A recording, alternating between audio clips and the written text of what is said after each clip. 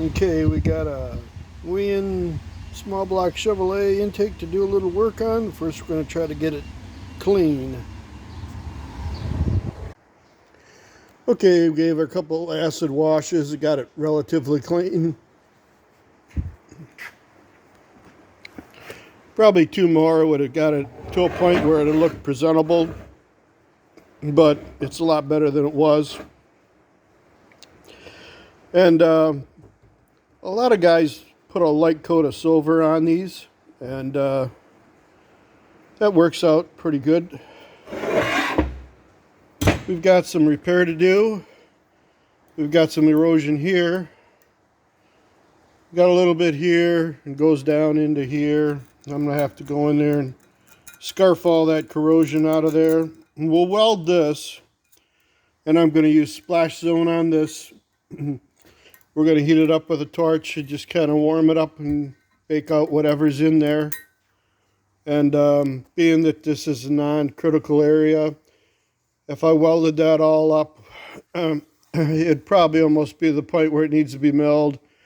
This guy doesn't want to spend any more than he has to, so that's, I think, the cheapest way to go, and it's not a bad way to go. This side's obviously a little bit worse. So what I'm going to do is I'm going to fill up this with splash zone tonight, let it set.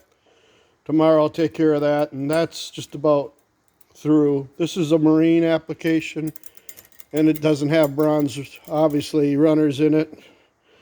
And, you know, we're not going to get into whether that intake is effective for a boat or whatever. This is what he gave me. This is what he wants.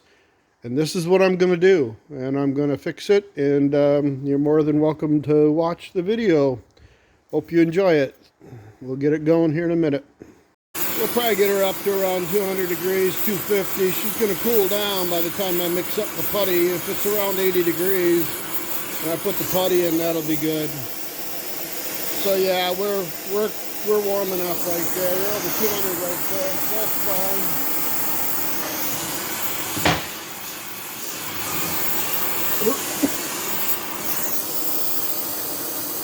Yeah, that's good enough.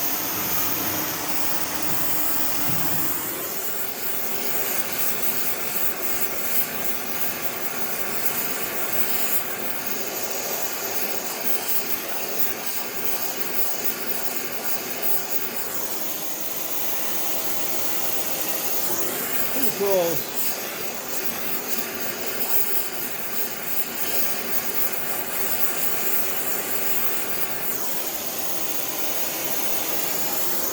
$2.46. We're going to call her close enough.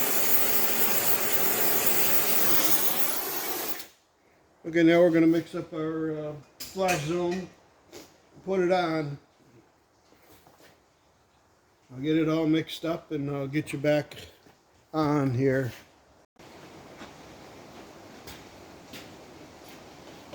Okay, we're going to mix up the splash zone on an old body shop plastic Bondo spreader, mixer, whatever you want to call it.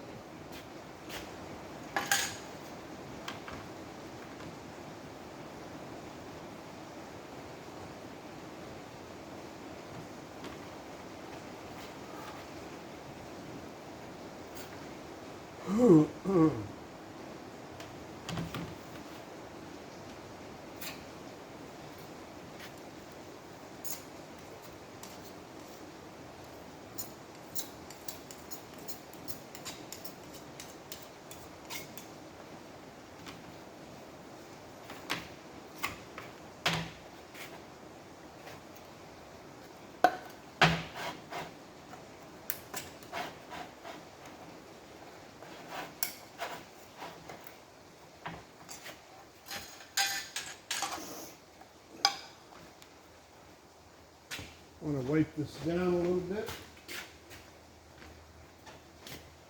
Cross-contaminate anything.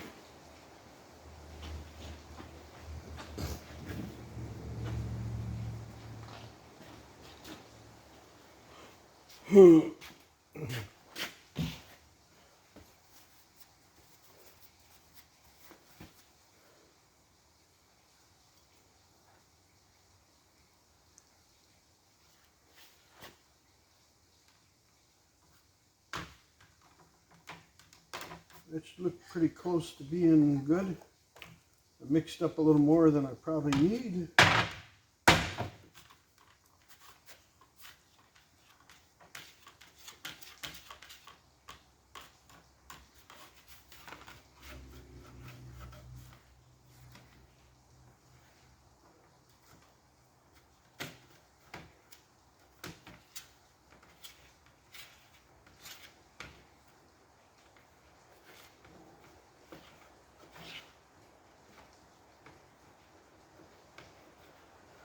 Stuff is like peanut butter.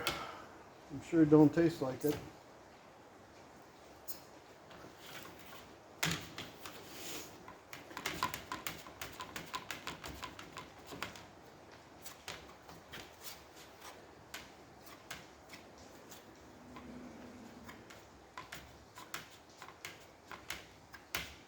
I'll get this all mixed up and then we get to spreading it.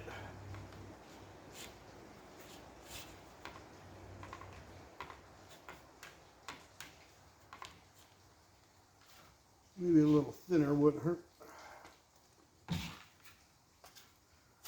Stuff is starting to get a little long in the tooth. It's getting a little old.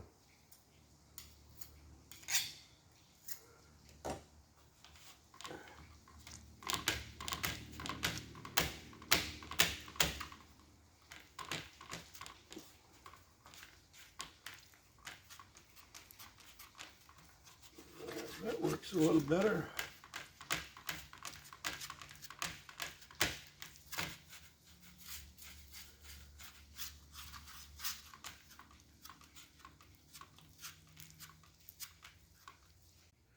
Okay, so we got the splash stone thoroughly mixed. We've got our utensils here. We've got them clean, so there's no have to worry about not being thoroughly mixed, pushing it in and not having it dry thoroughly. So I got a butter knife here. This is, yeah, I can touch it now, but it's still warm, so I'm going to take a little bit. We'll push it in.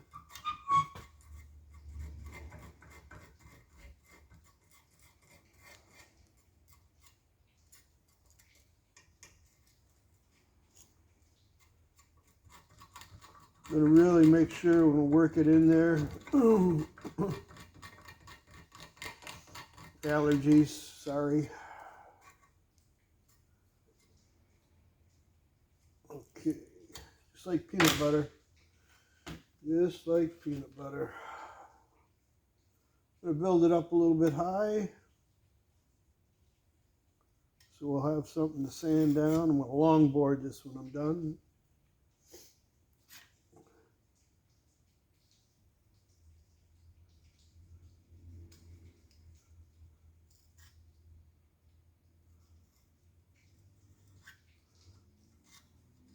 Get all the putty off where we don't want it to be.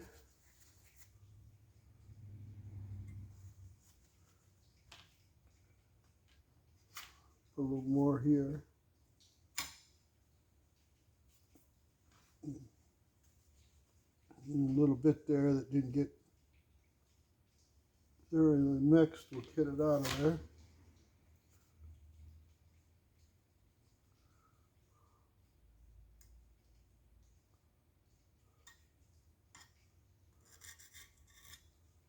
Okay.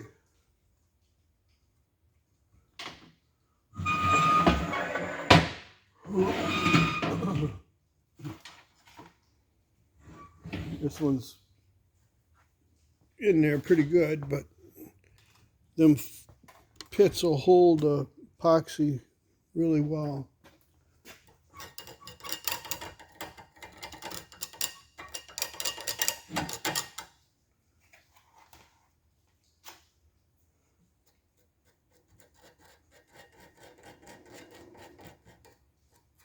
Work it in really good, push it in.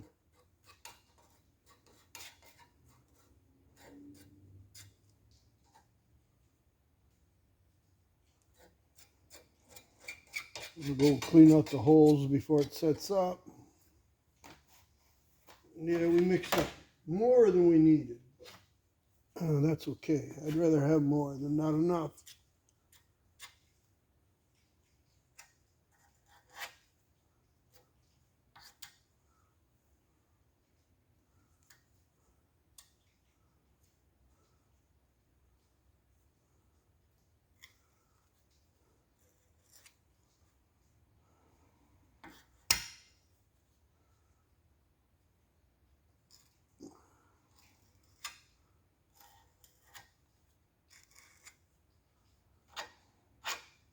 Okay, that's good.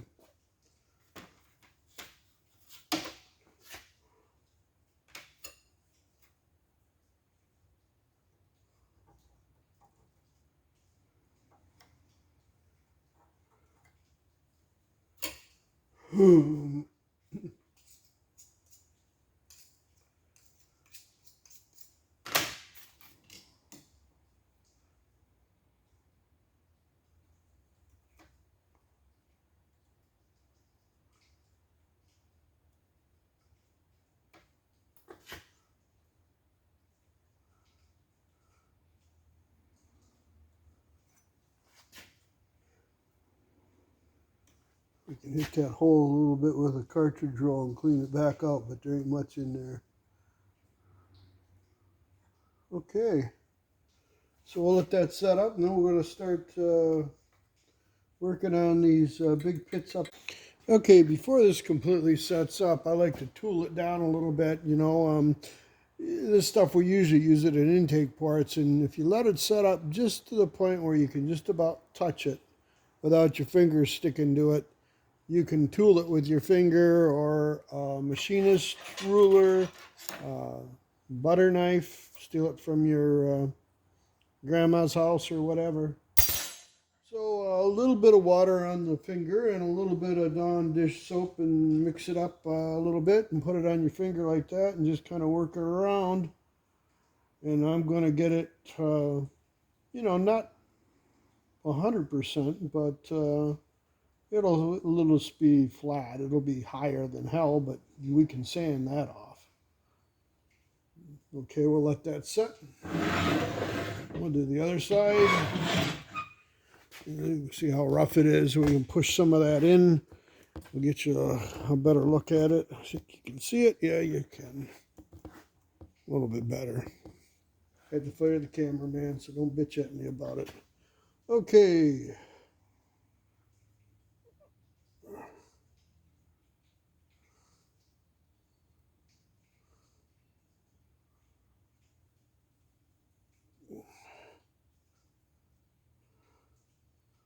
Of course, it'll be sanded the rest of the way, but this kind of helps push it in and make sure there's no voids. A little more water on it, the old finger, and we'll call that good. Then I know I was going to tell you we let her set up and then I'd get back to you, but I forgot about adding this, so we'll put this in the video so you can at least see, you can work it around. Let her dry. And then we're on to welding. Okay, it's the next day. Our splash zone up here is all hard and set up good. Looks pretty decent. We'll be sanding that. Right now we're down here. And it's going to be hard to kind of see that. Try to get you in a situation where I can perform the work and you can actually see. What we're going to do is we're going to clean out the corrosion, all the rot that's in here. So we're going to hit it with a die grinder with a aluminum cut carbide on it. We're going to clean up. We're going to go in about here, and we're going to weld that. We're not going to go any deeper or any than that. And I've checked it with the an old Chevy gasket, and we're just a little bit weak right here and here. So it's going to end up being welded. It's going to look like an L. I'm going to weld from here to there. I've got an angle plate and we got it clamped to the counter so it can't move, and that makes all the difference in the world on some jobs, fighting it.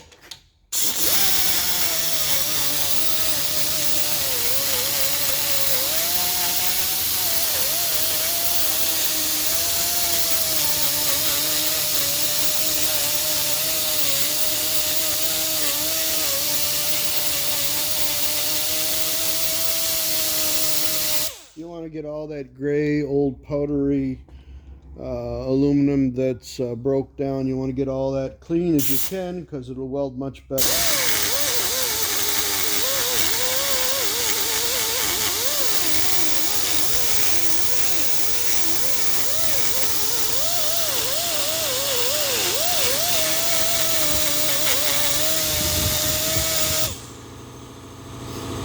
And the air compressor will be running.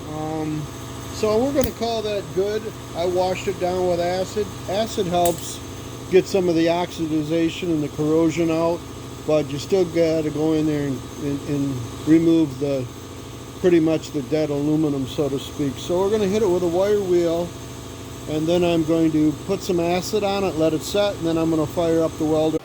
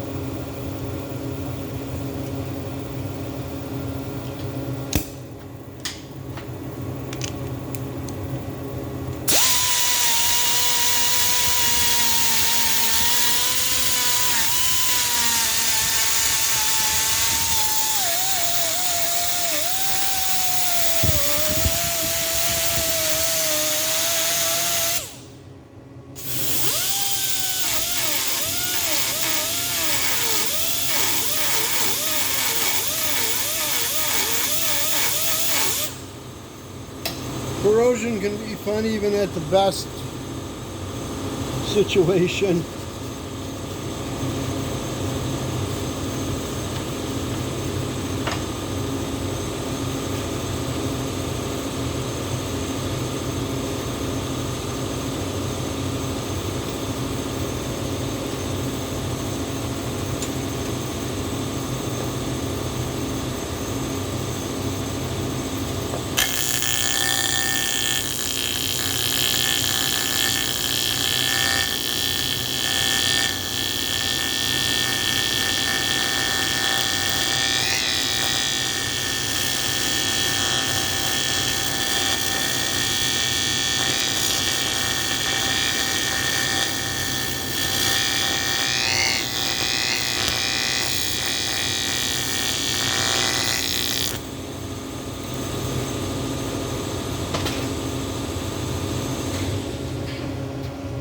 Burn it all out and grind it and burn it all out.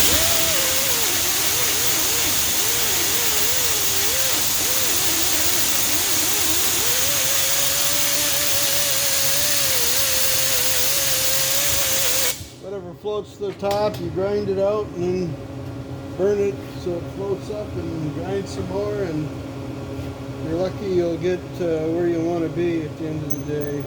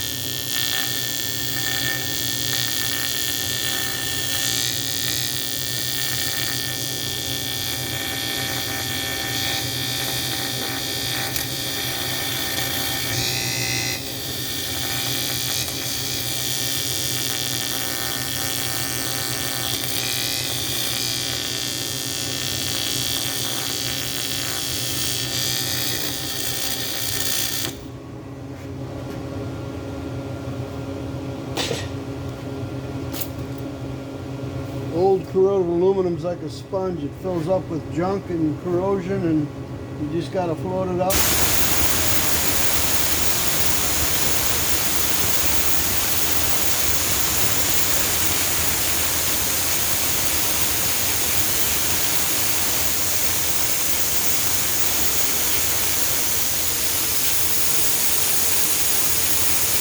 Also helps to have a good sense of humor. Worst case scenario, we might have to put a little bit of splash zone in there, but it's welding. It's just pulling up a lot of dirt, a lot of corrosion. Trays of hell in my tungsten will crank up the gas pressure.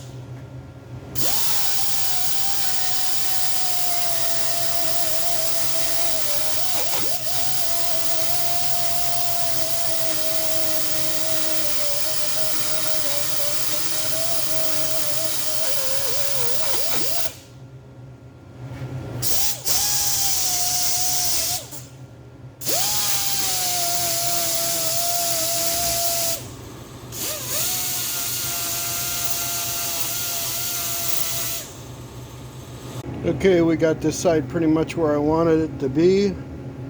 I'm going to put a little bit of aluminum tape around here, about 2 layers, file down until I start peeling the aluminum tape, take the aluminum tape off, and lay a file flat and file it flat.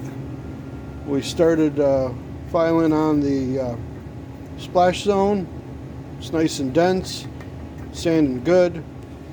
So this thing should be downhill from here. Still got to weld the other side. That it's got a lot of corrosion. That's going to be a real bugger. We'll get her. So I got this on my grinding table where I grind and port heads. So we got a little bit of marker here for a guide. Use the standard body file, have another file, similar cut. We're going to lay it flat, and we're not going to back off on the back cut, contrary to what most people say. I'm going to lay it perfectly flat, and I'm just going to go across it, and that'll show me my high spots. And there can be a little indifference here. The gasket will take it up. But to be honest with you, that don't look too bad. So it's pretty much taken all my ink off that I've put down. So now I'm just going to lightly block it with a long board, a rigid long board. I have to change my paper out. 36 is a little too aggressive. We're probably 80 grit would be more suitable for the job. So we have some 80 grit here. Stick her down.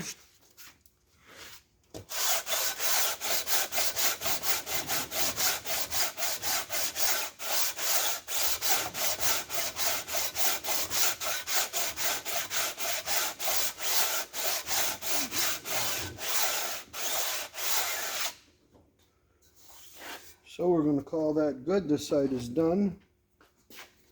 I may touch it up a little bit with some sandpaper, but not much. Everything's a mess in the shop. But we've got the splash zone all nice and level. That's good to go. This is pretty much good to go. We'll check it with the gasket, and it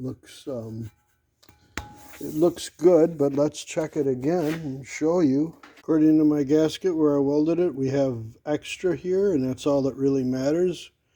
It's good here. We're right up against it. We're shallow here, and there's not much I can do about that because I never welded anything there. But if it was good before, it'll be good again. There's a little wiggle room, not much. But we got material where we needed it. We needed it here, here, and we got plenty here, and we're good here. So